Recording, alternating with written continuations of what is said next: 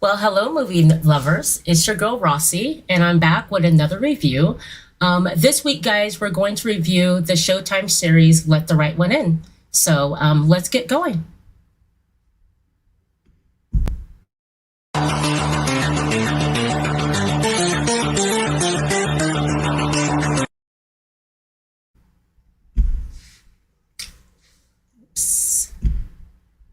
Sorry, guys.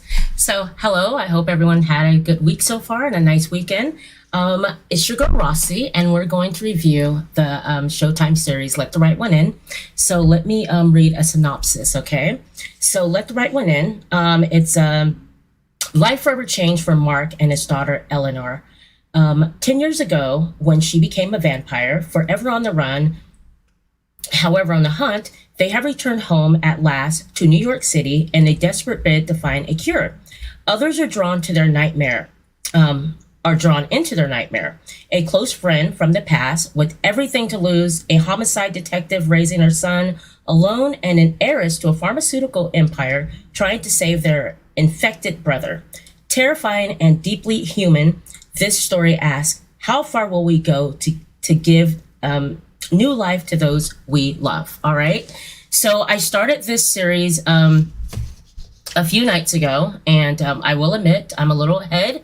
I really liked it. The story takes place in New York.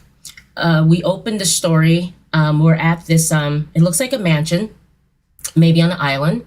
And it's this young boy who's standing outside, I guess, with his father. And his father tells him, get ready, you're about to see the sunrise for the first time in, I guess, a few years since he's been able to see the sunshine, all right, the sunrise. So as the sun starts to rise, the kid looks back at his dad. He's really excited and happy. We know that this is a vampire film, okay, a series. Anyways, all of a sudden, as the sunrise, the kid looks up at the sun. I love how the effects show the sunrise in the eyes of the young kid. And all of a sudden, his arm starts to smoke and he catches fire. And his dad is standing there looking, and our story begins. So we meet our lead character, Mark. He's on a train. And with him is, he has this, I guess he didn't check his bags, because what he has with him is this big, like, suitcase or box, okay? And it's sitting right next to him in his seat. Anyways, there's a cute little girl that comes over and with her mom, and she wants to sell him cookies, I guess Girl Scout cookies. He's a really nice guy. He goes ahead and asks the young lady, which one's your favorite? She tells him, and says if it's okay with your mom, you know, I want to buy these for you. So he buys the cookies for the little girl. The mother assumes, as you know, I guess many will assume, he must be a father. He's really nice, gentle. It seems like a really nice guy. Okay. Anyways, as he's sitting there, though, there's sounds coming from this, like a foot locker, actually. There's sounds coming from it, scratching, coming from the foot locker. And all of a sudden he does this little tap. It's kind of like Morse code, you know, a little couple of taps, and, you know, and then, you know, we don't see him anymore at that point. All right. We then start at an apartment complex with a couple of our other characters that you'll get to know. We have, let's see. First of all, the cast. This series was directed by Seth Mann. I wanted to let you all know. Our cast consists of Demian Bichir. He plays Mark Kane. Annika Noni Rose. She plays Naomi Cole. We have Madison Taylor Baez. She plays Eleanor Kane. We have Kevin Carroll, who plays Zeke. Ian Foreman, who plays Isaiah Cole. Okay, so we get to meet Isaiah and his mom. It's a school day. Isaiah's getting ready for school. He comes out of the room. We get to take note of his personality. He's so cute. He comes out in his little suit jacket, you know, and it has many different pockets in it. And he's like ready to go. And mom's like, you know, I don't want you to wear that. You know, you're making yourself a target. Why, you know, and that word alone just poor Isaiah, it's like, I get it. It's okay. I'll go change. So we find out that Isaiah loves magic. He's one of a kind kid, okay? Just a sweet kid, walking to the beat of his own drum, I guess we would say. His mother, we find out, is a divorced mom. She's a detective, and on their way out to her taking Isaiah to school, we then meet Mark again. And he has that Foot Locker with him. He's dragging it, to his apartment. That's when he meets Isaiah's mom, Naomi. She offers help, He's like, no, I got it. My apartment's right here. I'm good. By the way, my name's Mark. By this time, Isaiah's out. Isaiah, says, hi, Mr. Mark. And so we meet the new neighbor of, the new neighbor to Naomi and Isaiah. Anyways, Isaiah and mom leaves out. We then get to meet Isaiah's dad, who just, appears out of the blue and wants to see his son. We find out that dad has some issues, drinking problem. He doesn't come around a lot. So mom, of course, is really protective over him, just entering Isaiah's life and exiting Isaiah's life. Dad's letting her know, I've been in, I guess 12-step program. I'm doing good. I haven't been drinking, whatever his issue is. He's letting her know I'm better now. I'm going to do better now. So, as we, get to see a little bit of their relationship, because Isaiah's mom then takes, dad to the side and lets, dad know, listen, I'm not going to do this anymore with you. You either be in his life permanently or you don't be in his life. At that same time, Isaiah's in the car and he's just kind of sitting there waiting for mom and dad to finish up.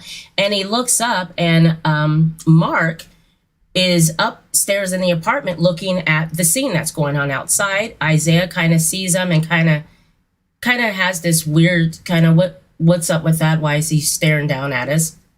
And, we head up to the apartment where we get to meet more about Isaiah, or not Isaiah, I'm sorry, Mark, and whatever's going on with him and that Foot Locker. So we go into the apartment and, Mark comes back from the window because remember, he's peering down at Isaiah and the scene that's going on outside. He comes back we're in the apartment. He comes back from the window and you see this Foot Locker kind of open up, and these little hands are slowly opening up. Dad kind of looks, and when he looks, he goes in the kitchen, hurries up, he grabs this bucket, milk carton, he rolls up his sleeve. When he rolls up his sleeves, guys, when you watch this, notice his arm. It's been all cut up, okay? So he cuts his arm with the butcher knife, and he, lets his blood flow into the milk carton, and all of a sudden you see this little girl standing there, and she's eagerly, just like she hasn't eaten in forever, and she's drinking, or haven't had a drink in forever anyways. She's drinking the milk carton of blood. And there we go. There it is, basically. Eleanor is a vampire.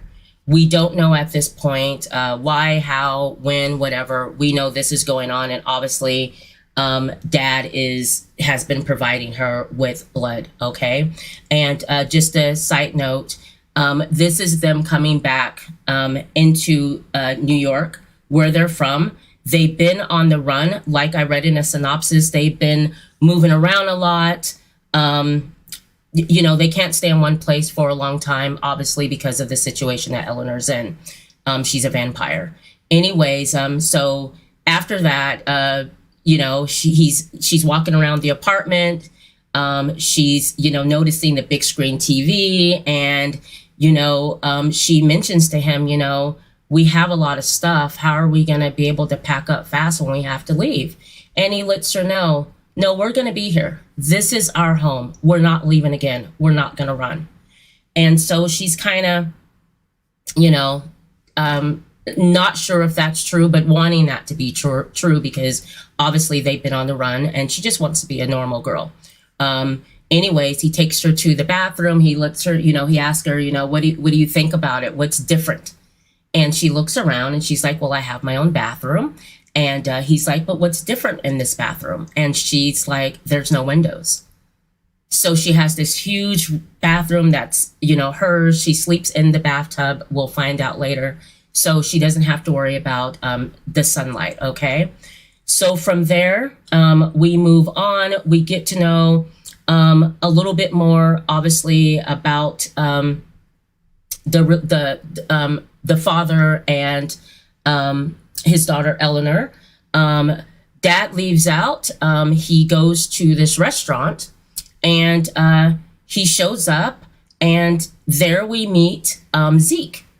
And Zeke and Mark are like brothers. They're best friends. From what you get from that conversation, he greets Zeke with, hey, brother, how you doing? And Zeke's kind of taken back. What are you doing here? He then asks, is Eleanor still the same? So at that point, we realize, okay, Zeke knows about what happened to Eleanor. And, Mark is like, yeah, she's still the same. I haven't been able to find a cure, because that's what he's looking for, he's looking for a cure for Eleanor. Anyway, he shows up at Zeke. Zeke's like, what do you need? Money? What is it? And he's like, no, I need a job. I'm back in town now. I just need a job. I'll be a busboy. I'll wash dishes, just, whatever. Anyway, Zeke's like, a little hesitant because he doesn't want to be involved with whatever Mark has going on. He has a lot to lose. Okay. So anyways, of course, he's going to give him a job. He introduces Mark to the head cook chef at the restaurant. And there we find out that this used to be Mark's restaurant. He helped open this restaurant with Zeke. Okay. So we find that out. Anyways, the chef decides to give Mark a chance. So there we have it. Mark has a job, so now he's can afford to take care of he and Ellie. Later on, we find out that Eleanor loves the planetarium. She loves the stars, the planets, Hubble, all that. She loves that. So he decides to take her out late that night into New York City and takes her to this planetarium museum. And she walks in and it's just absolutely beautiful. The stars are lit up, the Hubble telescope, all of that. And she's liking this. She's liking this normality to her life. They're back home. And I really like this scene. I like the shot of New York City downtown. It's absolutely beautiful. There is a scene where Eleanor asks her dad, can I go up there? Can I do it? And he tells her to wait. And we're wondering, what is it that he wants her to do, or that she wants to do? And she wants to climb the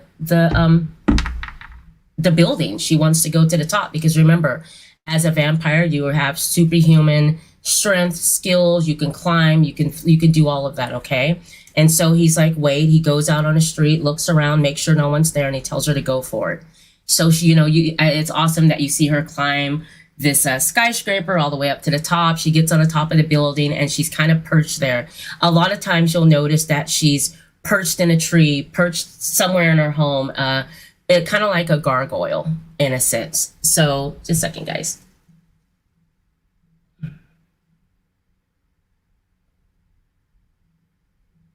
Anyways, so she's up there and she's in awe of how beautiful it is up there, and all of a sudden she sees her dad, and her dad is kind of focused on this guy. This guy walks by, everything's fine. He's in a hoodie, but there's broken glass on the ground and he walks right over it, barefoot, right? Bare feet. Dad takes notice because what the hell's going on? So he starts to follow this guy. Okay. He follows this guy. The guy notices that he's following him. The guy looks back, and these eyes of his are like nickel colored eyes that light up. Okay. And so what do we have here? Okay. So dad goes after the guy.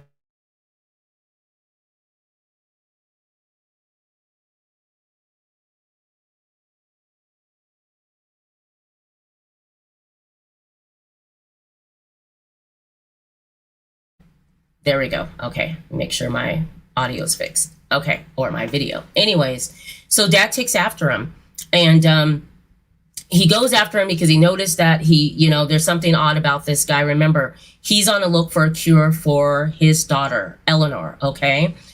So he follows him into a tunnel. They get into a scuffle. Dad's losing his fight. The guy's damn near choking him out. All of a sudden, you see this little person swiftly jump on the guy, throw him down. It's Eleanor helping her dad out, and she screams, "Dad, come help me." So they get the guy, put the mask on him, knocks the guy out. And Eleanor's like, what are you doing? Why are you doing this? And dad's like, because he could be like you. So dad's checking, the guy's teeth to see if he has fangs. And Eleanor's like, I thought we were done with this, he's not like me. And so they have about 20 minutes before the guy wakes up. So, the dad's, Mark, is checking a guy, checks his pockets, grabs a cell phone, and an incoming message from unknown comes in at 8:06, okay? At 8:06, the message comes in from an unknown person. They take the phone and, well, they don't just leave, actually. Eleanor gets these deep growling pains in her stomach. When you hear that growling pain, it's time for her to feed again. She's really hungry. They've already knocked the guy out, so dad goes ahead. We got to get you home, so we can feed you. And he goes ahead, and you already got the guy there, cuts his wrist, allows Eleanor to feed. As soon as Eleanor starts to feed on this guy, she jumps back. She's like, "Ooh." Mark's like, "What?" And she's like, "I can't drink his blood. It's poison. Something's wrong with it." Okay, so there's something in this guy's blood, and Eleanor can taste it. Eleanor's like, I've never tasted that before. It's something different, okay? So they end up leaving, and then we are at Zeke's mom's house, or not Zeke's mom's house, my bad, guys. We're at Isaiah's house with his mom, and dad's having dinner that night with him. So Isaiah's pretty happy, and dad's asking him about any new magic tricks. As they're sitting there talking, mom gets up, and Isaiah's talking to his dad about magic tricks and all that. And all of a sudden, 8:06, dad's like, "Oh, I gotta go." It shows dad's phone. You see it, and it's a message that comes in at 8:06 from unknown. So, what's up with that, right? Okay, so dad's like, "I gotta go. I gotta take care of some business." Mom's kind of, looking at, dad from the kitchen. Remember, they're divorced, Naomi, and the father is divorced. And Isaiah has a talent show coming up. This is a big part of the story here, guys.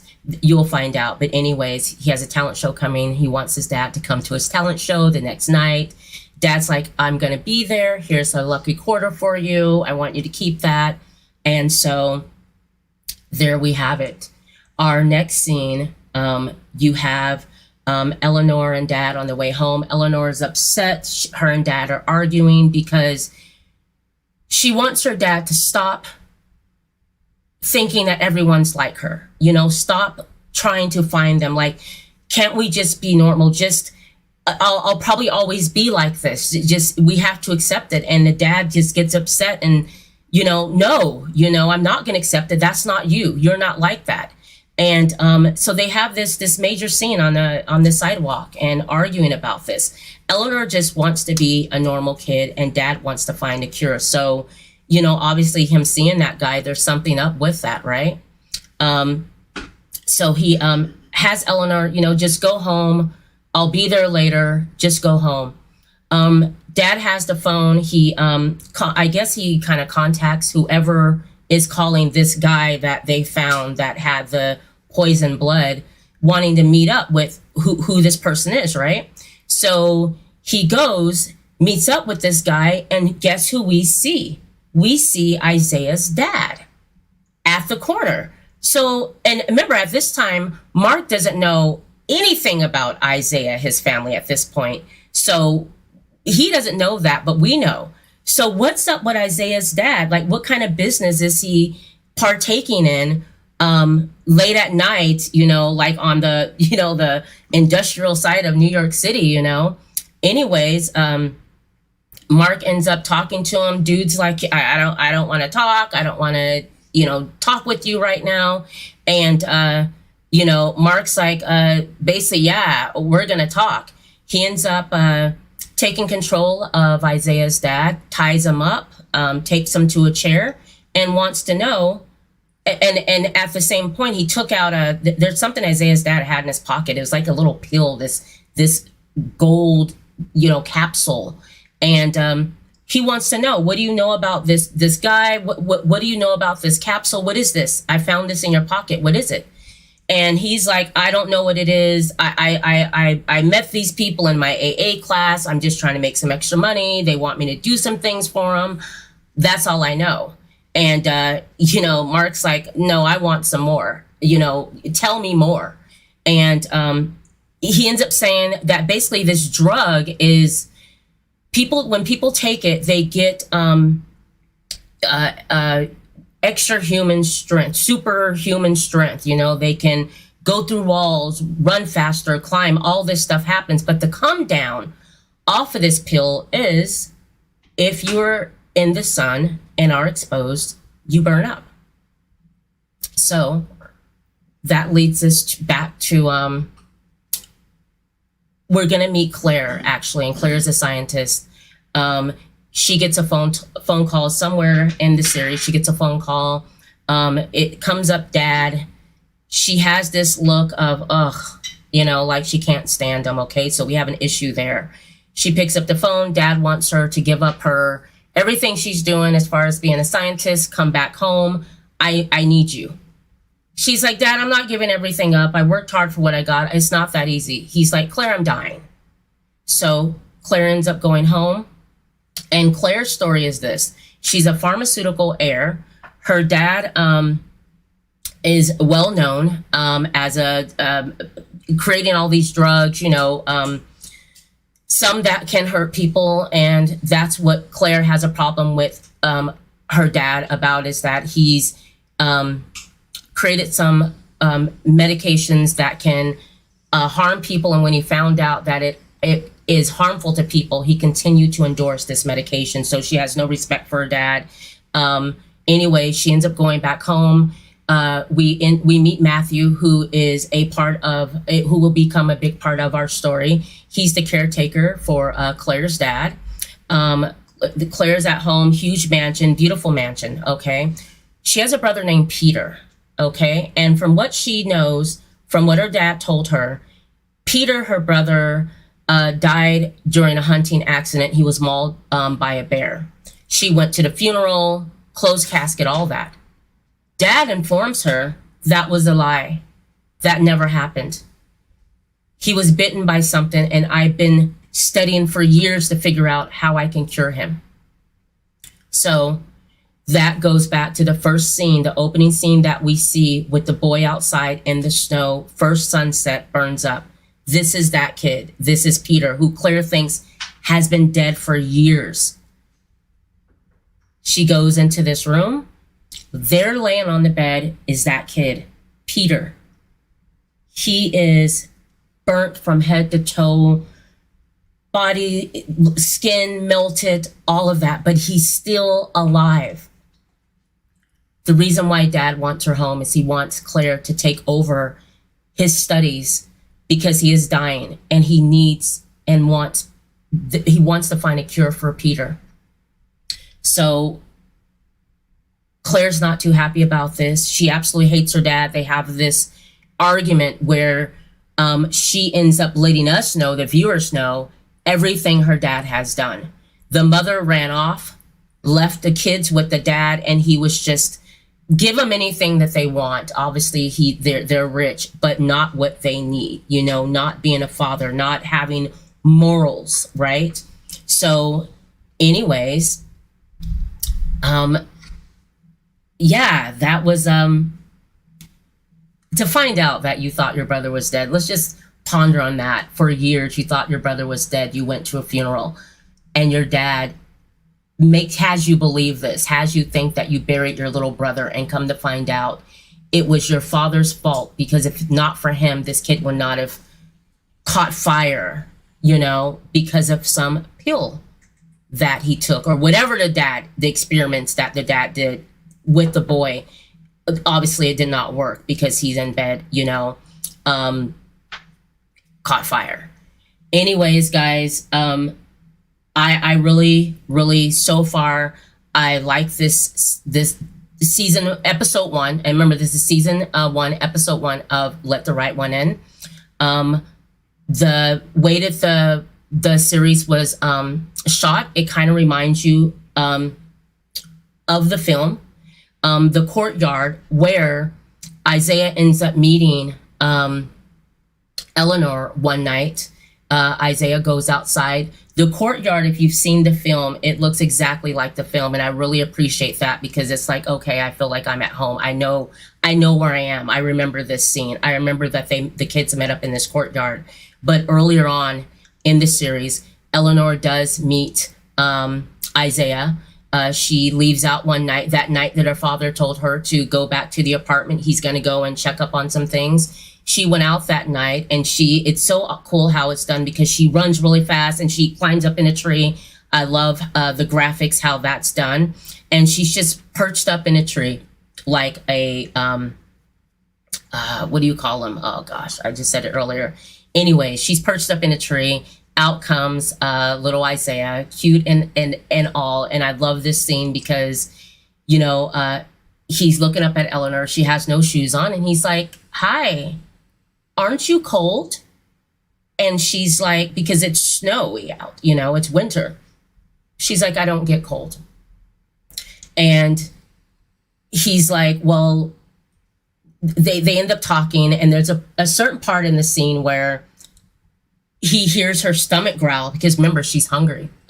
He hears her stomach growl, and he's like, "Wow, you sound like you're hungry." And he pulls out a Snickers, offers it to her, and she's like, "I can't eat chocolate." And he's like, "Oh, that's horrible. That's so horrible. You can't have chocolate." And she's like, "Eat it for me." And he's like, and she's like, "It's okay." And he's like, "No, that's okay." So he opens it up and he takes a bite of the Snickers, and the look on his face, it's like, this is so good. And that's the first time they met each other, okay? And they didn't give each other's name, because there's a scene where Eleanor is told by her father, you know, just don't give anyone your name. We want to, you know, be on the low here, okay? We just want to blend in, all right? Anyways, towards the end of episode 1, I do want to talk about this scene that matters, okay? While Dad is with, Mark is with Isaiah's dad, you know, taped up to the chair, he's pleading for his life, you know, and he hits Mark with, "I have a little boy. Don't you have kids?" And you see that the look on Mark's face is he does not want to do this. He really doesn't. And he you know, the dude hits him in the heart with, "Don't you have kids?" Because we know Mark has kids, okay, has a kid. And he's pleading for his life. And then all of a sudden, he takes the knife that's in his hand and freaking slits Isaiah's dad's throat. Takes the carton, fills up the blood, goes home, and he feeds Ellie. Ellie gets her blood, what she needs. And you see Mark in the bathroom. Eleanor is in her bathtub, sleep. He's sitting on the side of the bathtub, covers her up with her blanket. Blood is still on her mouth from the feed that she had earlier. He wipes her mouth. It goes off. And I am looking forward and can't wait to see episode 2. I think this is going to be a good one, guys. I think that you guys will enjoy this series. I don't know how many episodes is in the season. I think maybe 10. But so far, so good. I love how everything is shot. I really like the characters so far. You really get to know the characters. And a side note, with all this going on, remember Naomi, Isaiah's mom, is a detective. And through the midst of all this, there is a body that had been found towards the beginning of the series, and the body's absolutely mutilated. And we'll find out more about that. So all that's going on in this world of Let the Right One In. And next week on Wednesday, we're going to, well, actually, guys, not next week. I'm actually going to be gone on the 9th. The week after the 9th, we'll come back and we'll review episode 2 of Let the Right One In. That was directed by Seth Mann. This is from the 2008 film, Let the Right One In. It's a Swedish film. It was also an award-winning novel that was written in 2005 by John Avida Lindquist. And I'm probably saying his middle name wrong, but that was his debut novel, was Let the Right One In, and it was a winner. Okay, so so far I'm liking what they did. I'm liking the fact that if you saw the movie, you can you see parts of the movie, you know, throughout the series, and I really like that, especially important parts. So we'll find out more about our cast of people in Let the Right One In, and I hope that you enjoyed this week's episode. And this is episode 5, guys, of Rossie Talks. Okay. I look forward to doing this every Wednesday. I'm so excited. And I hope that you all subscribe. Please leave a comment. Also, we have awesome merch. Right here, I have our Movie Lovers Unite Happy Halloween sweater. You can get that, all of our merch, in the description of the video. Also, don't forget about my guys, A-Town Alex with Alex Haynes reviews. We have Charlie Widman. We have John DeGregorio, who is the guy that started it all for us, okay? And continue to check them out. Continue to like and subscribe, and hit us up at movieloversunite@gmail.com. And also, if you want to give me movie ideas, things to review, or just get in contact with us, you can hit me up at rossietalks@gmail.com. And it's been great, and look forward to hanging out with you all the week after next Wednesday. All right, guys, thank you so much. And thanks for always being patient, okay? There's always something going on. It's live. It happens. But I appreciate your patience with me. Thank you very much.